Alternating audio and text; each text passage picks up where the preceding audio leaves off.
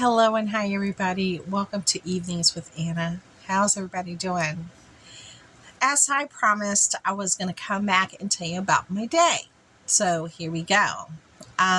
This morning with the new schedule and the new everything, I'm surprised it went smooth as butter.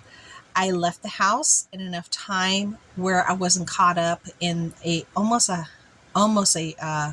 more than a quarter mile long worth of a backup for drop off. Yeah, so I left early enough that I was able to be in the front of the school for the high school.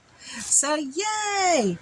And then I was able to get back on time to sit down, have a moment with the hubby, and then get ready to leave again and drop off the twins. All right, so everything was smooth. I did stop by Hobby Lobby today, and I did stop by Lidl's. I do need to go back. I didn't have enough time to get everything that I wanted to get, you know, and I need to take my time. But I did buy a few things at Lidl's, and I got a few things from Hobby Lobby that I want to share with you. So be on the lookout for that. Now, this afternoon, it was a little bit more challenging. I could definitely say it was a little bit more challenging. So uh, it went smooth for the most part until I got to the elementary school, and they have a new protocol. And the protocol was, ridiculous. What you need to do now in order to get your kids, it's not a smooth protocol. There's nothing easy about it. As a matter of fact, I think it's a little bit more, well, it is more tedious and cumbersome. A lot of parents were so, I will say, irate, very angry, very angry about it. So I'm sure, they're going to make their phone calls about it and, state how they feel because normally you could get in and get out. It took an additional almost 20 minutes tacked on to the normal time, an additional 20 just to get out because of the I want to say it, but I don't want to say it because your ears are going to burn. You'll be like, oh, what did she just say? Yeah, it was one of those. Okay, but I do have I just recorded a Dollar Tree haul, so I'm releasing one today. Probably I'll release that first and then this second. So please go, check that Dollar Tree haul out. I'd really appreciate it. I am going to be going back because I do have wish list items from the food department that I'm looking for my family. Okay. So I'm hoping to find some of those and I'll come back and share them with you. All right. My views for my Dollar Tree hauls, which are the ones that make me the most money. I'm just being upfront about it. Everybody else can fake the funk. I'm not. That's the one I make the most money on. My views, I'm sorry, I'm trying to make a little space here. My views have not been going so well for whatever reason. I'm not too sure why. But if you guys want to help a girl out, help a sister out, and give it a watch, I'd appreciate it. And I wanted to talk about, because I was talking to my husband this morning about the mosquito problem in Massachusetts and Boston and several other communities, and how they're handling it and how they're addressing it, and they're closing down some venues at nighttime, public areas, and then they're asking people out of an abundance of precaution, just if you can just stay put, stay in after 6, just because. And then they're doing the treatments with the trucks and putting the sprays in the air to try to combat the issue. He and I were talking, and I was like, it's like more and more and more new things are popping up. I said, and I remember back in the day. Who remembers back in the day when you could see Smokey the Bear? Yeah, it would tell you to be careful with fire, smoking the bear. And then you had your Schoolhouse Rock. They would talk to you about, I'm just a bill, a lonely bill, sitting on Capitol Hill. And I remember these songs, and that taught me how the process of bills would go through Congress and Senate. And I remember Mr. Yuck, because they call me Yuck Mouth, because I don't brush. How's about a little kiss? I got some, what was it? I got some beef in my teeth. I got some chicken too. Hey, that's a cavity. Hey, that's new. And if you don't brush your teeth, you're gonna be a yuck mouth. All those like little things that would, be entertaining but still teach. They were kind of all eliminated. Also, what was it? So we had Smokey the Bear, and then we had another one. What was the other one? Tell me down there below. What were the other ones that they had? Those are just the ones that I remember off the top of my head. Then I was watching this channel that does like vintage stuff, and they talked about a bygone thing that people used to do. And I didn't know this for Christmas. Did you ever do this? Did you ever drink hot Dr. Pepper? I've never heard of that. Drinking hot Dr. Pepper. And then they said they would do it with lemon. And then other people would make it with different concoctions. But they pushed it with lemon on commercials. Like back in the day. I'm like, I don't remember that. I don't remember that. Did you guys remember that? Hot Dr. Pepper for Christmas? Did you ever drink it? How's it taste? I'm really curious. I am really, because I like Dr. Pepper. I'm really curious. What's it taste like? I mean, I've had a hot Dr. Pepper from it sitting without no refrigeration, because I like to drink things that are room temperature, but I've never had a purposely put in a pot or in a kettle or in a pan, heated up hot Dr. Pepper and then threw lemon in it. Never.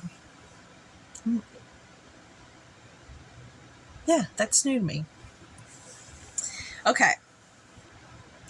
Then the other thing that we were talking about, I said, it's very interesting how now there are commercials, how they used to have commercials when AIDS first came out, and they bombarded the television with commercials about it, and to be careful, to be cautious, take precautions, and they you would turn on a channel, then they would have like a campaign going on of education. Every channel you turn to, it was on. They stopped doing things like that. And I was telling him, I was reading that there is, in the news, there is a epidemic for syphilis. I can't even say right. For syphilis in the United States right now. An epidemic for syphilis? Syphilis. I mean, you would never know unless you read the news. You wouldn't even know it. But, what I want to say is I think the commercials are so infiltrated with things that don't matter versus, oh, yeah, poison control. Remember when they would have the poison control with the green face, the stickers, you could get them and put them on everything, and then they would have commercials on that. Things that matter, things that kids remember, like, oh my gosh, it has a green face sticker, don't touch it. That means I'm going to get really sick if I touch that. That's not anything fun to drink or eat. They just don't do things like that anymore. They've pulled away from things like that. Then there seems to be, I could be wrong. I do have a lot of beautiful independent women here on my channel. And I have a lot of women that are more traditional in ways of thinking, with traditional ways that are a little bit more, I don't want to say like a lot of people call them trad wives, trad. I don't know why they have to call them trad. And even if somebody was a trad wife, I mean, what's it to you? Does that bother you? Does it hurt you? Does it affect your family that somebody else is taking care of their home the way that they want to, and if they want to dress a certain way and live a certain way that doesn't hurt anybody else, and it's just caring for their family and tending to their husbands and their children, to their home? I mean, I just don't see what's she's a trad wife. I just I don't get it. I don't get it. I come from a long line of working women and homemaking. My mother started off as a homemaker. She didn't work. She was raising kids. And then she turned a leaf and went into working. I was working 25 plus years just for the government alone, not including everything else I did, like 8 years before that, all the other stuff I did. Then I turned into a homemaker. My sister was working, okay? She was in nuclear medicine. Then she turned into a homemaker. So some people start off as homemakers and then get into the workforce, and then some go into the workforce and turn out to be homemakers. And I'll tell you something. Being a homemaker is more work than it is when you go to work. Because at least what I found, when you go to work, you have more time to yourself. You do. You have an escape. Your home, when you're a homemaker, is your home. It's your office. It's your everything. This is it. I mean, this is it. And you better hope you like it. You better hope you like it, because this is your beginning. This is the end. There's no punch in. There's no punch out. It's a 24-hour shift that never ends. There's no, punch out button. It's just nonstop, 24 hours. It's one of the hardest jobs I've ever done, being a homemaker, being at home. And I don't even consider myself a good homemaker. No, I don't. I do not. I could be a whole lot better. Okay. I could be a whole lot better. But I don't understand. I was reading an article and I had to stop reading it. It was about trad wives. And it was about trad wives that dress like back in the 1950s, and the joy they're taking and dressing like in their 1950s and living like they were back in the 1950s, and cooking and cleaning and caring for their homes and doing recipes and sewing and doing the stuff that a regular homemaker would do regardless if they weren't a trad wife. It's just stuff that you do. I don't know what the big deal is. I don't know. I don't know. I've known people and I've followed people that are like and have identified as a trad wife. Yeah, I have. What's it called? The Darling Academy. There you go. The Darling Academy. And I just came across her one day when she was on Good Morning America or something like that. And it just popped up.